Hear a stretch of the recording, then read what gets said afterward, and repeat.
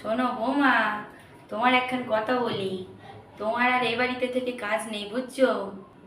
তুমি বরং তোমার বাপের বাড়ি চলে যাও, বুঝলে? কেন মা, আমার অপরাধটা কি? তোমার দিয়ে তো 2 টাকাও রোজগার হয় না। এই তুমি সারাদিন এই 3 বেলা বসে বসে ঠ্যাঙের ওপর ঠ্যাং তুলে খাবে। আমার ছেলেটার একার রোজগারে এতগুলো মানুষ যদি বসে বসে খায়, তাহলে আমার ছেলেটাই বা কোথায় যায় বলো দেখিনি। ছেলেটা মুখ ফুটে কিছু বলতে পারে না, শুধু চুপচাপ বসে থাকে। ওর দুঃখ কেই বা বুঝবে? আমি তো জন্ম দিয়েছি, আমি তো মা, আমিই বুঝি বলো দেখিনি।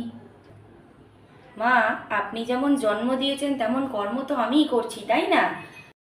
যখন আপনার ছেলের কোনো শরীর খারাপ হয়, কিছু হয়, তখন আমি একদিকে সারা বাড়ির কাজ করব, অন্যদিকে আপনার ছেলের দেখাশোনা করব।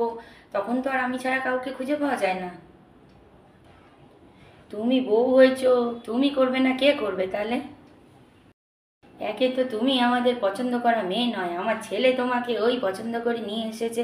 তার উপর তুমি শাশুড়ির মুখের উপর বড় বড় কথা বলছো।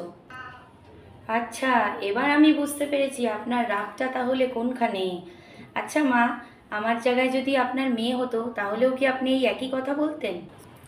হুম, অত শত জানি না পাপু। যদি আমার বাড়িতে থাকতে হয়, তাহলে আমার সংসারের জন্য রোজগার করে আনো, তাহলেই বাবা খেতে পাবে।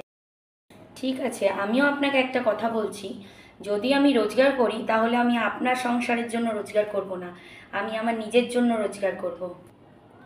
এই পৃথিবীতে প্রত্যেকটা মেয়ের নিজের বাঁচার অধিকার আছে, আর প্রত্যেকের নিজস্ব স্বাধীনতা আছে।